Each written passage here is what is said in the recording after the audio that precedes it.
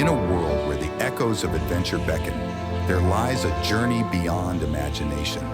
Join us as we unveil the extraordinary tale of Hui, a young traveler whose quest for discovery led her to the heart of Ecuador, where the realms of the unexpected awaited her. Little did she know, beneath the veil of familiarity, an odyssey of wonder awaited her. Through the veil of time she journeyed, her spirit entwined with the mysteries of ancient lands and the untold tales of those who came before. As she embarked upon this voyage, the depths of her imagination could scarcely fathom the grandeur that lay ahead. From the towering peaks of volcanic majesty to the hidden realms of tribal wisdom, each step unveiled a world she could only dream of. This is the chronicle of a voyage beyond belief, where the boundaries of perception are shattered and the true essence of adventure reveals itself in all its splendor. Welcome to the Pachamama Roads.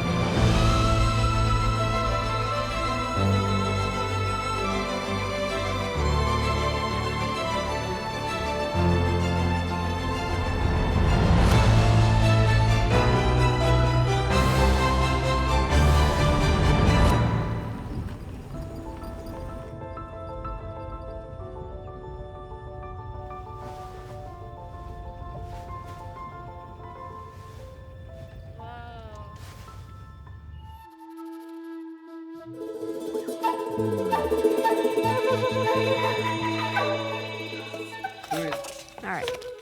Hi, my name is Sehi.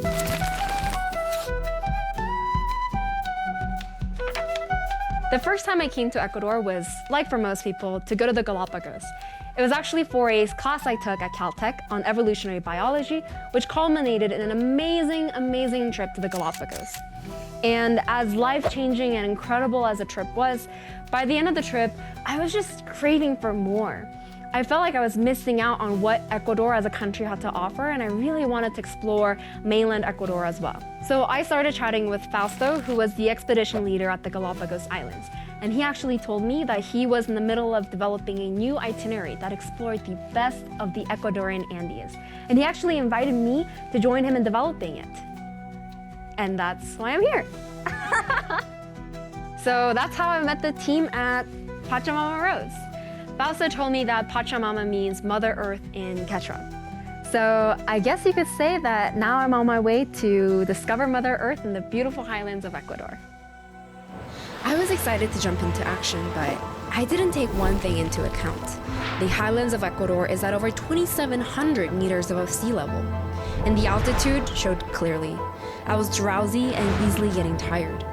If I were to stay here, I had to be patient. I decided to take it easy the first couple of days and focus on acclimating to the region. I decided on a town called Riobamba as a base to start learning about what Pachamama means to Ecuadorians. As soon as I learned that the region was a key agricultural area for all of Ecuador, I knew I wanted to head straight to the market. So we're in the market called La Condamine. Today is a day called Dia de Feria, which is the day of the week. There's Wednesday and Saturday in which all the merchants in the city come to the market to bring their fresh produce to sell. Gracias. I was surprised to find that there were a lot of fruits that I've never seen before. And it was fun to just pick out a couple, and the merchant let me sample. These are such tiny pears. I think these are pears.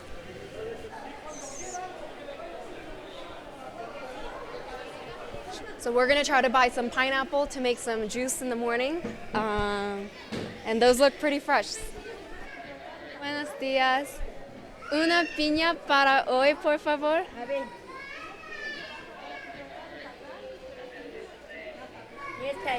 ¿Cuánto es? $2. $2. For $2. As Sehui explores the vibrant stalls and bustling alleys of the Condamine market, she begins to grasp the significance of the Pachamama in Ecuadorian culture. Buying all these fruits made me so hungry, and I knew that I was in the hunt for a plate of the infamous hornado. So I headed to the La Merced market. They say that the best hornado in all of Ecuador can be found here. What's a hornado, you may ask? Well, it's a whole pig roasted in a wood fire oven, and just by the sound of it, I'm just drooling. I'm at La Merced, and I'm so excited to see what it's about. So let's go. Here you'll find the best hornado in all of Ecuador, a culinary masterpiece that has stood the test of time. La Merced Market is not just a marketplace, it's a living testament to Riobamba's rich history and cultural heritage. For generations, locals and visitors alike have flocked to this iconic spot to savor the delectable flavors of the region.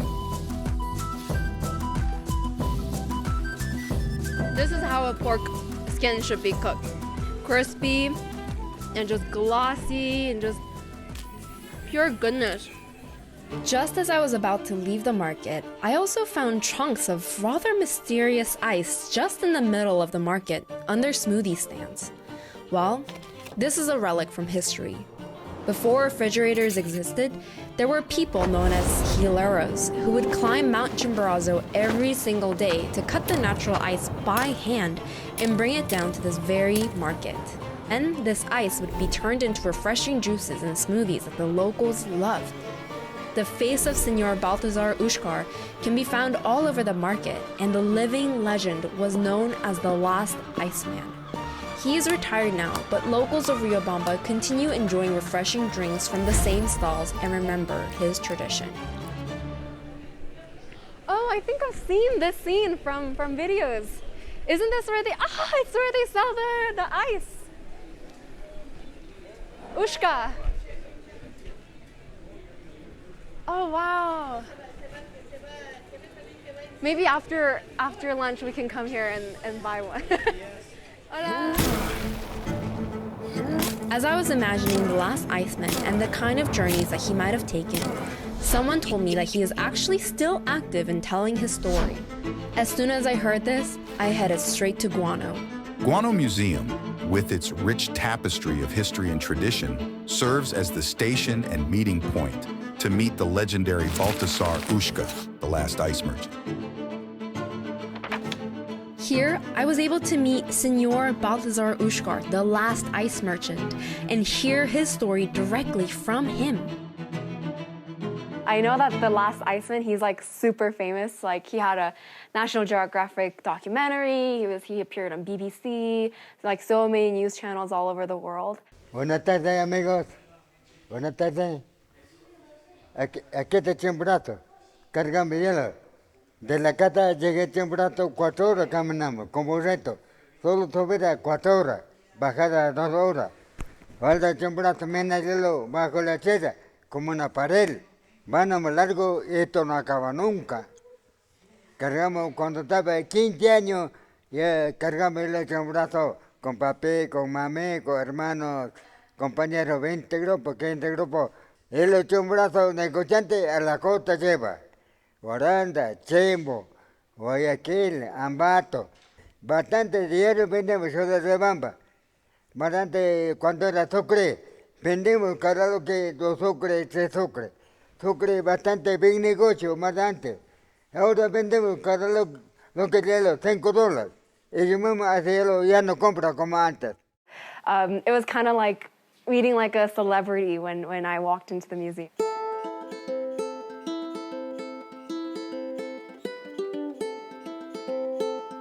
The next destination that awaited for me was the Chicana Dance School.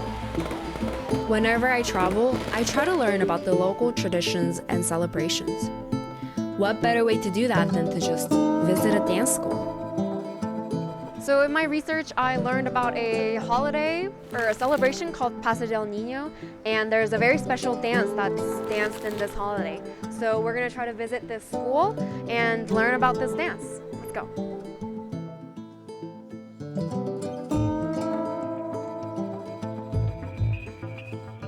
I even got the chance to talk to the school director where he told me all about the intricate traditions of the dance.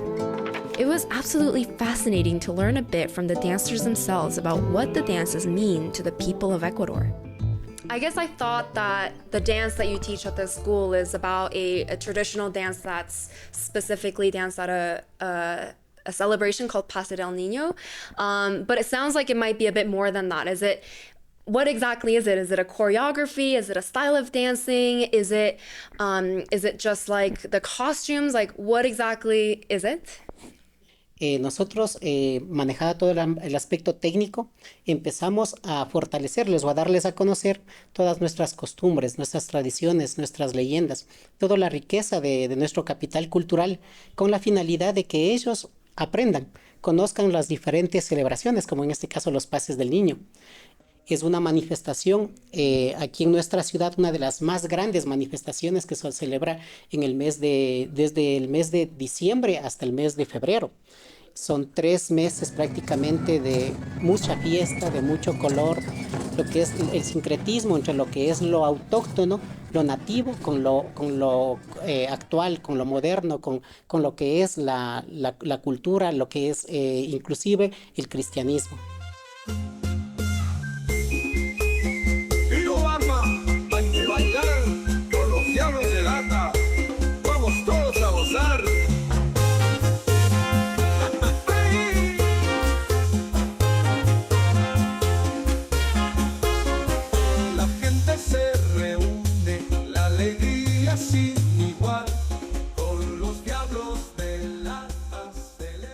En el Pase del Niño proyectamos el aparecimiento de muchos personajes, de otras celebraciones, como en este caso el perro, como en este caso el payaso, como en este caso el diablo de lata, el sacharruna, el curiquinga, el payaso, que se hacen presentes en esta fiesta. Y también hay otros personajes que son invitados, que son personajes introducidos, como son personajes afroecuatorianos que vienen de la costa, o incluso personajes que aparecen ya a nivel internacional que tenemos dentro de nuestra tradición, ¿sí? I'm wondering what this tradition, like these myths and these characters, mean in the Ecuadorian history and culture. Is it something that's deeply rooted? Where does it come from? Where does it come from? Estos personajes son personajes que aparecieron ya en la época incaica o preincásica incluso, muy aborigen nuestra. Ellos aparecieron en celebraciones como en la celebración del Capagraimi. Apareció ahí un danzante que es ahora el diablo de lata. Pero cuando vinieron los españoles, por ejemplo, a conquistarnos con su nueva religión, el danzante que era un elemento, un sacerdote que bailaba en el Inti Raymi, se convirtió en un diablo, se transformó como para no sentir miedo a la opresión que venían, y decían: no le tenemos miedo a tu Dios, nosotros tenemos también acá a nuestro Supa y a nuestro diablo, no tenemos miedo. And when the Spanish came here, the dancer transformed itself into a devil. As in, like, that's what the Spanish did, or that's what the They did it in some in like protest. Oh, really? We have our own god or own devil, so we don't fear of your devil. So we dress like your devil. That's so cool. That's really cool. Wow. I went home feeling content that I had just learned about what goes into making, planning, and putting on one of the biggest celebrations in the whole country. But I really didn't know what I was getting myself into. Yeah. Oh my God. Oh my God.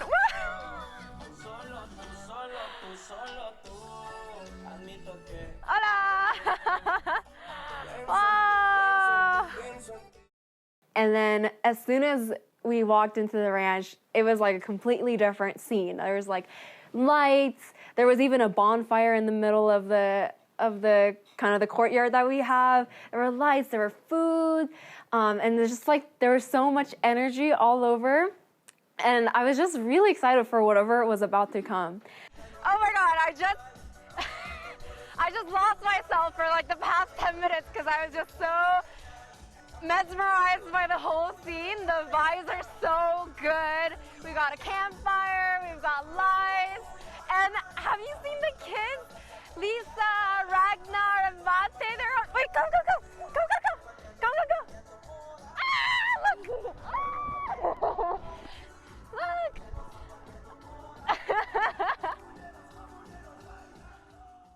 And at one point, I don't know, I was just hanging around helping make some food. And then at one point, the music started. And I knew that the show was beginning. It was like this kind of this quiet tune that really signaled the beginning of, I would imagine like a procession almost. Like, I don't know, it was like da da da da da da.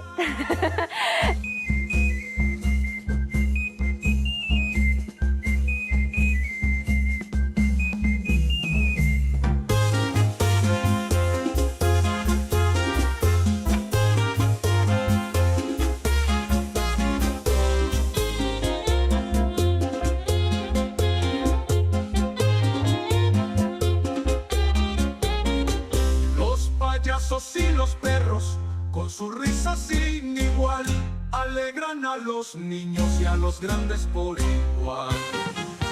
Ay, que viva la tradición, en Riobamba hay que bailar, con los danzantes vamos todos a cantar.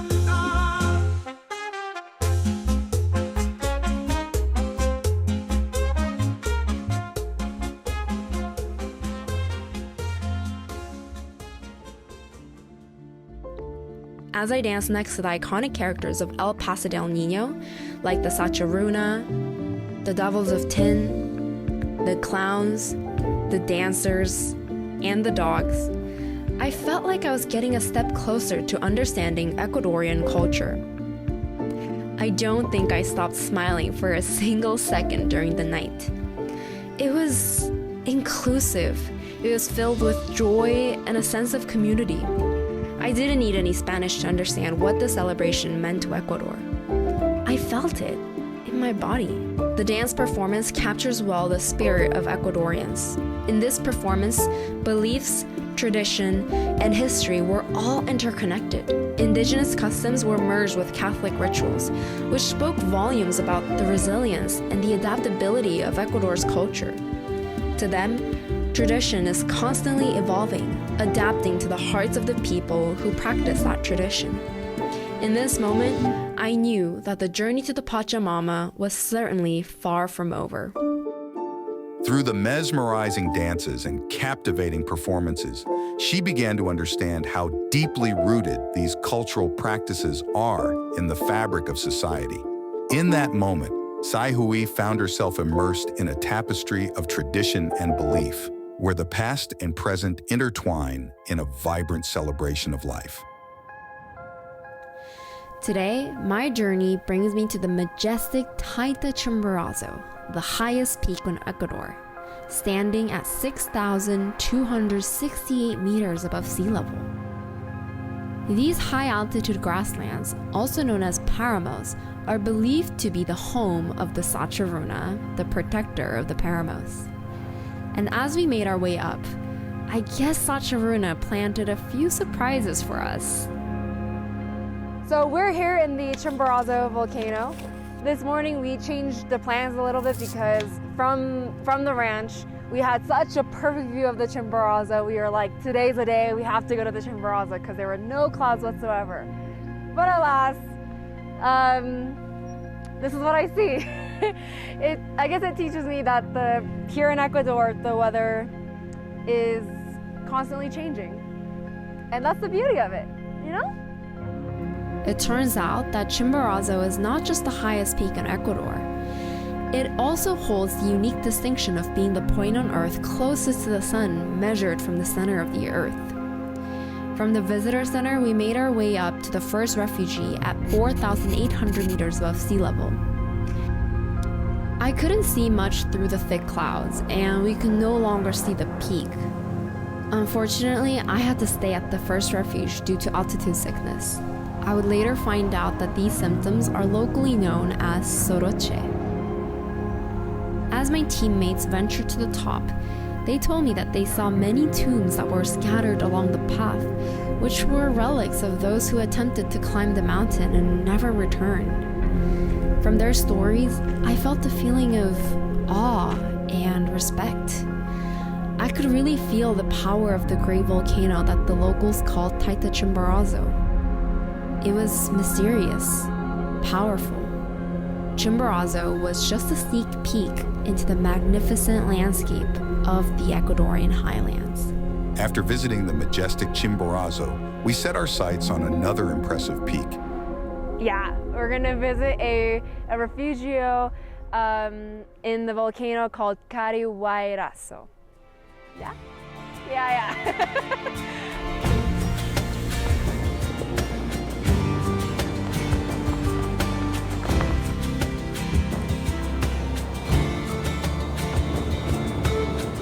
Hidden between the towering Chimborazo and the striking Carihuayrazo, we found this cozy refuge managed by the local community.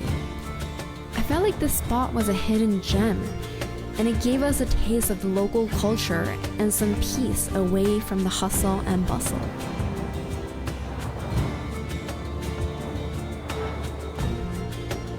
Here, we got to see an old indigenous dwelling from before the colonial era. It really felt like stepping back in time to see how people lived centuries ago. Visiting Carihuayrazo wasn't just about the scenery. It was also a quiet place where you can really connect with nature and appreciate the beauty of the Andes. As we departed from Carihuayrazo, we headed to the charming town of Salinas de Guaranda. I was eager to buy a poncho, and we were all quite hungry. So after a day of exploring around the volcanoes, I am starving. We've just arrived at Salinas, which is a local town that's really famous for their cheese, chocolates, pizzas, and different kinds of crafts. So right now we're waiting for the restaurant to open, and I'm so excited to try their pizza. So yeah, let's go.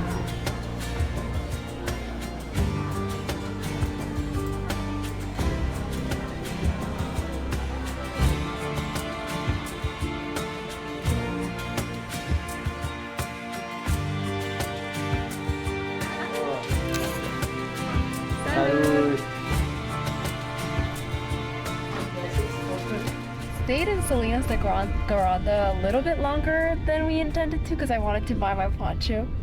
But still, we left around sunset. Still had quite a lot of light when we left, but now it's completely dark. There is no light whatsoever on the street. I think we have let's say 5-meter visibility with all the lights in the car.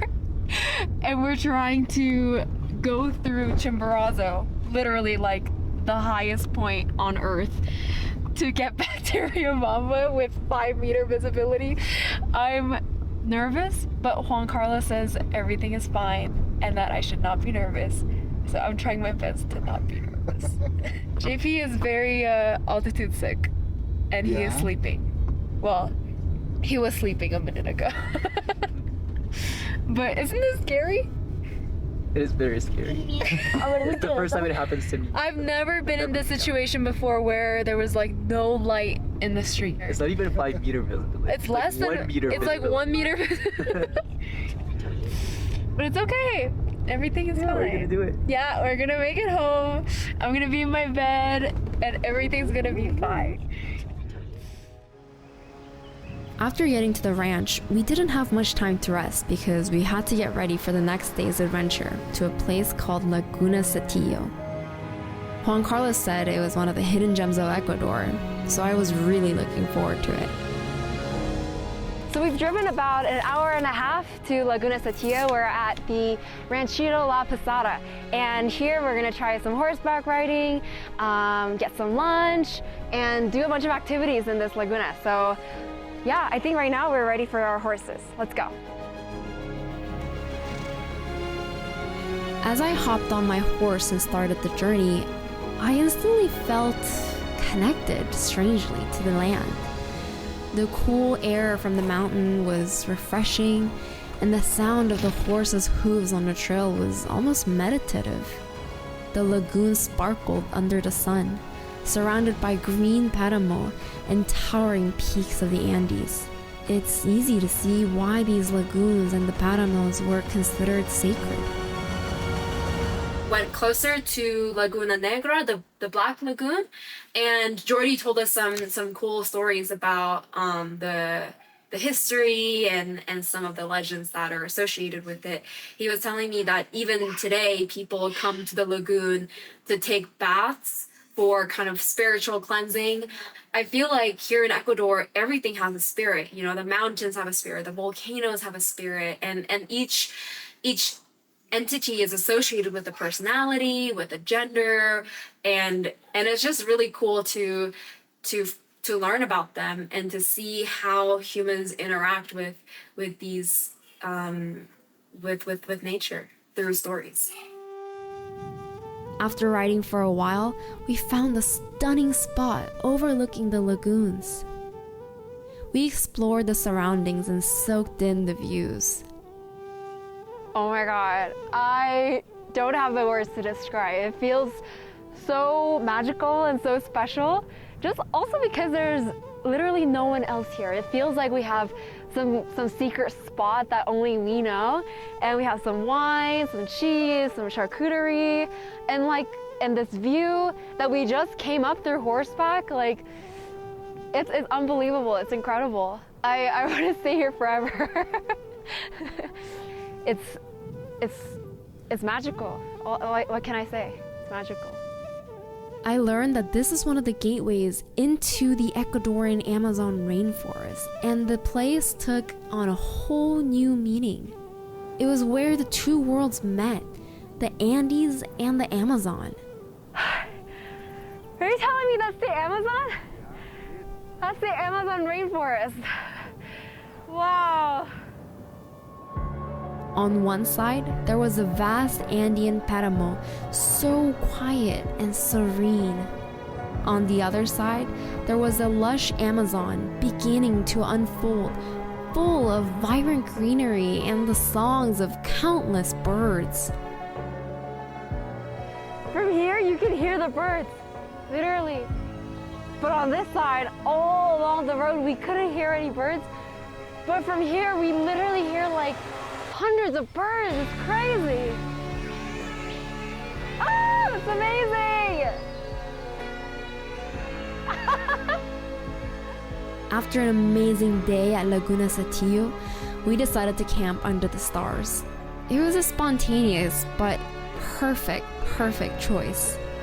Setting up our tents by the calm waters, I really felt peace and connection with nature.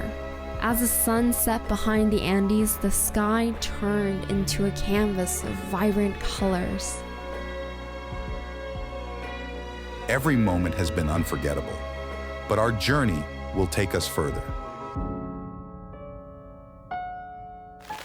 What's going on, Sehi? We're supposed to pack up, but there's too much rain.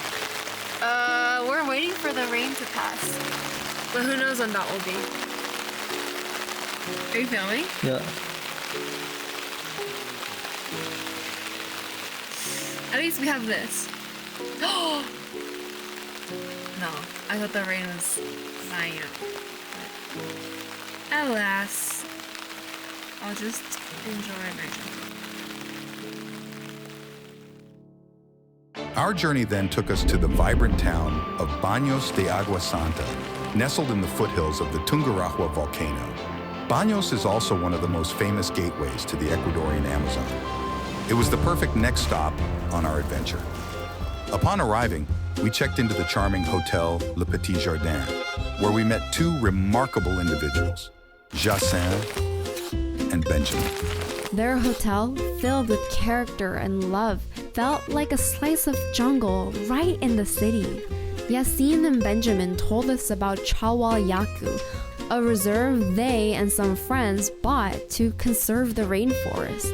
Of course, I was dying to visit this mysterious communal reserve. How do a group of local Ecuadorian people come together to just decide to build a community in the rainforest? Are they crazy? They needed some time to prepare for our excursion, so they suggested a few activities for us to do in Baños in the meantime. This marked the final leg of our adventure. After a short drive from Baños, we arrived at Rio Verde, a small village. We walked down a beautiful path to the base of the impressive El Pailón de Diablo waterfall.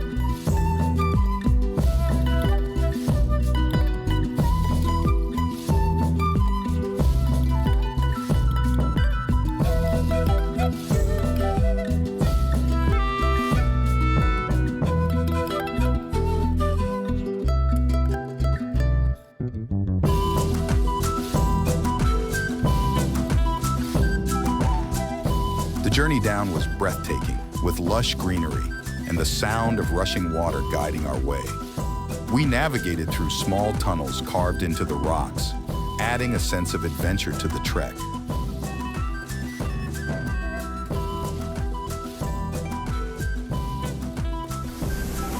Am I supposed to go through here?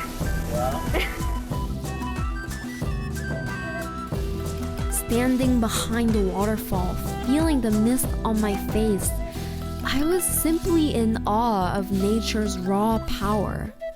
It was an experience I'll never forget.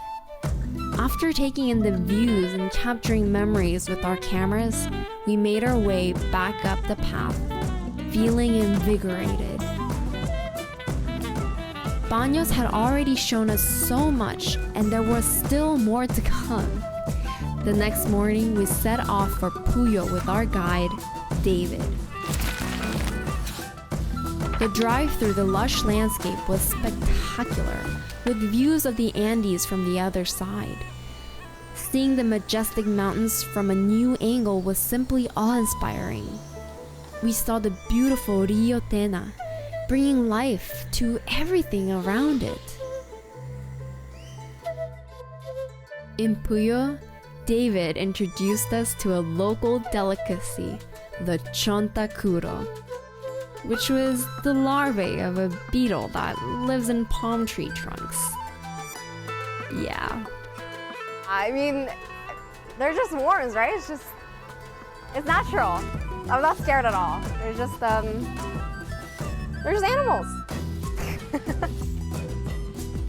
Seeing the live larvae wiggling was strange and a bit daunting at first. Okay, I admit, it was really daunting at first. But surprisingly, they were pretty good and quite tasty. It was an experience that pushed me out of my comfort zone, but definitely worth it.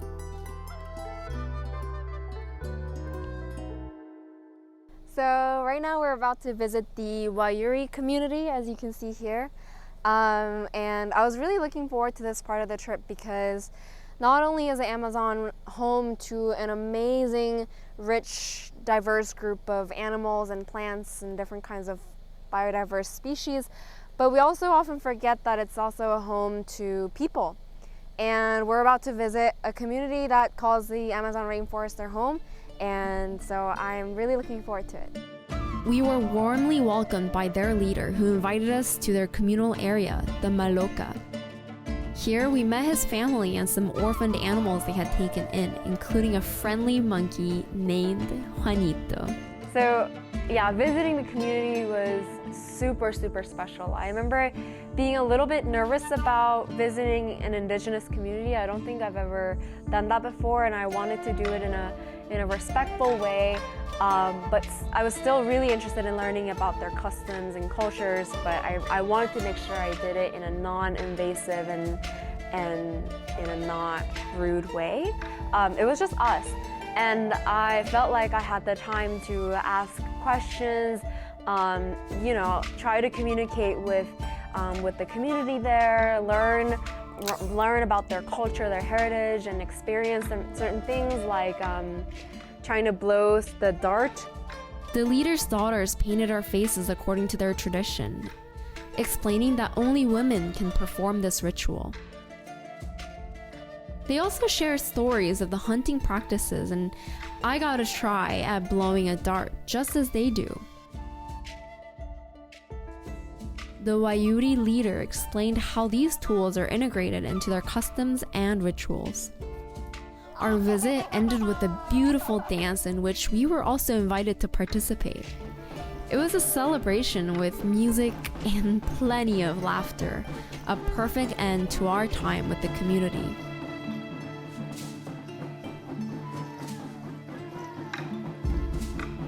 And it was just such a beautiful, beautiful community. Like everywhere I looked, it was just, I almost wanted to cry at how beautiful it was and how harmonious they were living with the rainforest. To conclude the day, we were transported in their canoes up the river, making our way back to Baños.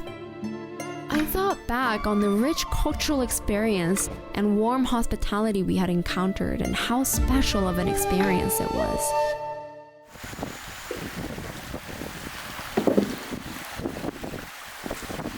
I mean, in the US or in other countries, there's amusement park rides literally called like Amazon. You know what kind of rides I'm talking about? Yeah, Like totally. you get in a boat like this, but everything else is plastic and It's fake, yeah. but here it's real.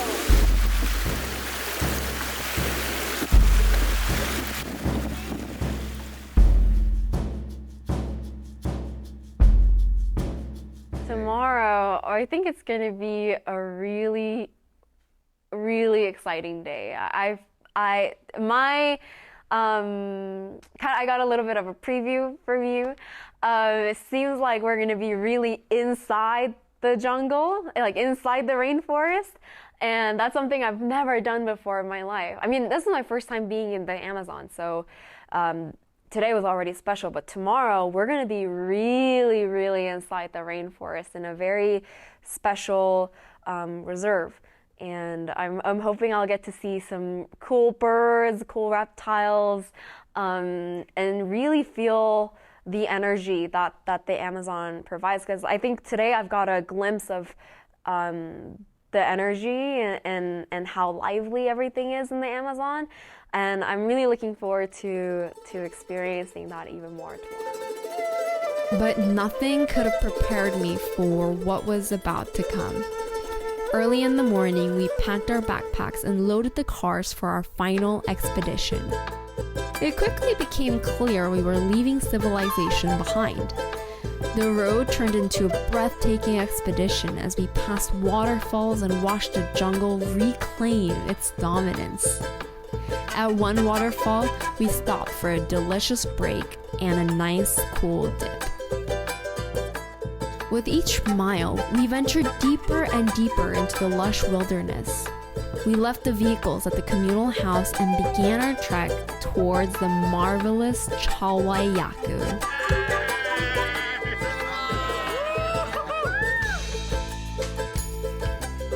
Here we met Juan Pablo, known by his friends as the Sacharuna, a biologist specializing in reptiles. He joined us for this final expedition. As we walked deeper into the jungle, the sounds of birds, frogs, and insects grew louder and louder while the highway noise faded away. This reserve borders the fabulous Sangay National Park, one of Ecuador's largest and most biodiverse parks. I got the feeling that everything around us was alive, as if something unseen was constantly watching us.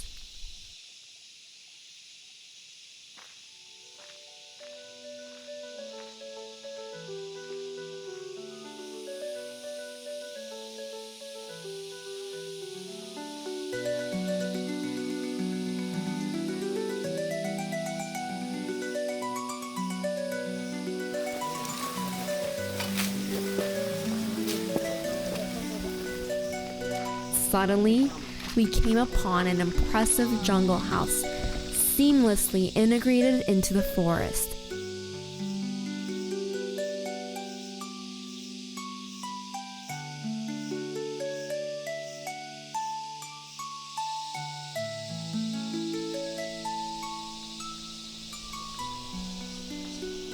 Where are you now? Yeah, where am I?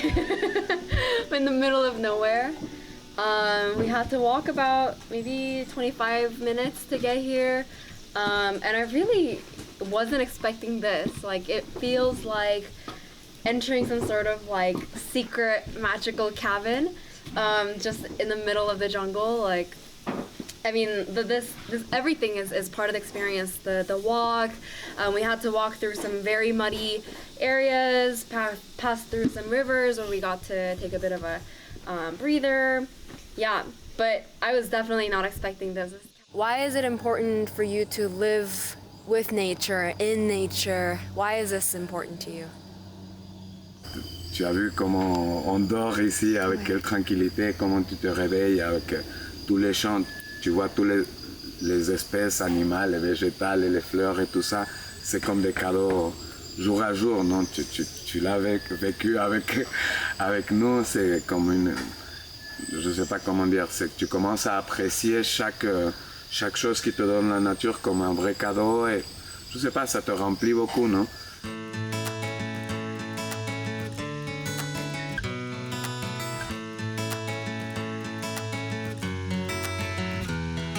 Y vamos a pronto pasar a la mesa. Como ustedes ven, estamos en la mitad de la selva, todo está cocinado a fuego de leña. También ya está como el café turco, como le dicen, que es una también especialidad de café que va cocinándose y no hierve nunca, ¿no? Entonces lo tenemos ahí para que agarre bien el sabor y todas las propiedades del café. Yassine and David prepared an epic meal at the heart of the jungle with a spectacular barbecue, a dessert of chocolate fondue, and regional fruits that were endless. It really couldn't have been more perfect. Juan Pablo told us about the area, its geology, and rich biodiversity to prepare for the night expedition. Well, I always tell to people that Amazon is weird, and don't get me wrong, it is beautiful. It's so full of life, it's so full of water, but also it is weird because everything is so wet. When you walk through the forest, you can actually feel like if you were living underwater because the humidity is so dense, and you have to be careful with every step you take because there can be a venomous snake or a spider. As the night fell, we prepared for the grand finale, a nocturnal walk through the jungle. As we went deeper and deeper into the jungle, through paths that only few people on Earth have trekked, the sounds of the jungle grew louder. The night hike revealed a hidden world teeming with life. We saw creatures that only come out in the dark, and the jungle came alive.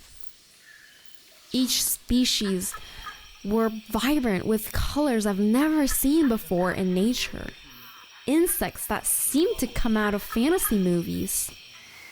Chirps and hums that were in perfect harmony with one another, pulsing in a carefully orchestrated rhythm. It was magical, incredible, breathtaking. That night, I was able to see why Yassine and Benjamin wanted to build a reserve in the middle of the rainforest with all their life savings.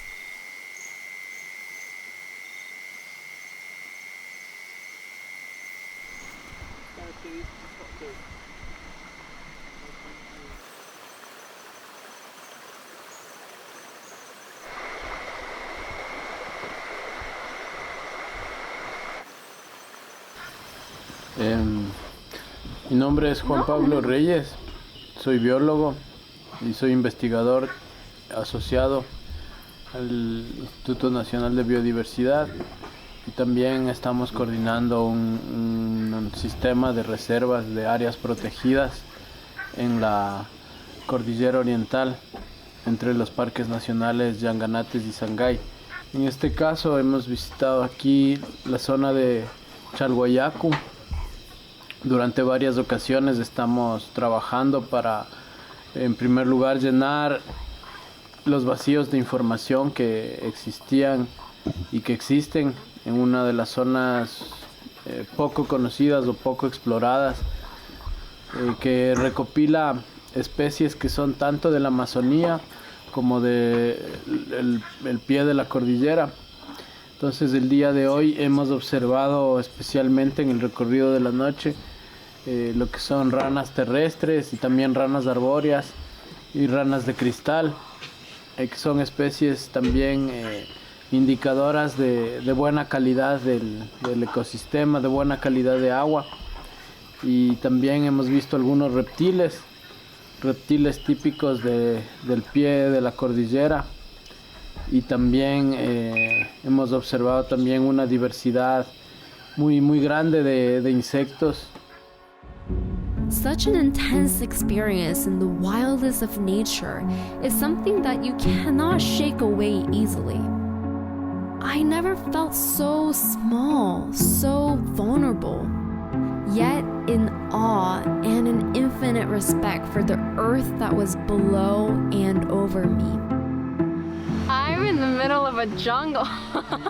Never thought I would say that in my life, but here I am. Alright, how was your night, Sehi? It's pretty crazy. We're in the middle of a jungle. I didn't know I would ever say that. Here we are. And you, how are you doing? Good. I mean, can you tell where we are and what we're doing here?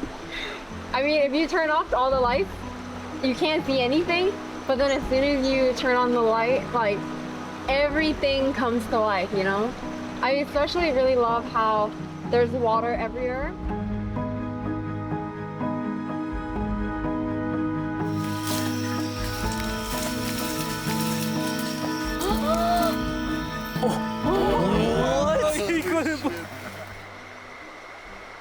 It's amazing because the bright colors, the crest. Bye. Bye. The rainforest had a force that brought people together, one that made you reflect on what it means to be human amidst all things non-human, what it means to rely on and help one another in a community. I look back on my time in Ecuador. El Paso del Niño showed me the rich cultural heritage of Ecuador. I met Balthazar Ushgar, the last ice merchant of Chimborazo. The great volcanoes of Chimborazo and Laguna Satillo and the cascading waterfalls reminded me of nature's power and tranquility. And best of all, I've had the privilege of meeting incredible people, each with their own stories and connection to this land. This trip was really not just another ordinary trip to Ecuador. It was like visiting a home filled with love, memories, and stories. I also can't forget to mention that the spirits of the lagoons and the volcanoes really felt like they were guiding me, protecting me, helping me see the beauty of the Ecuadorian highlands. This is how my journey ends, but the memories will linger in my heart long after I leave.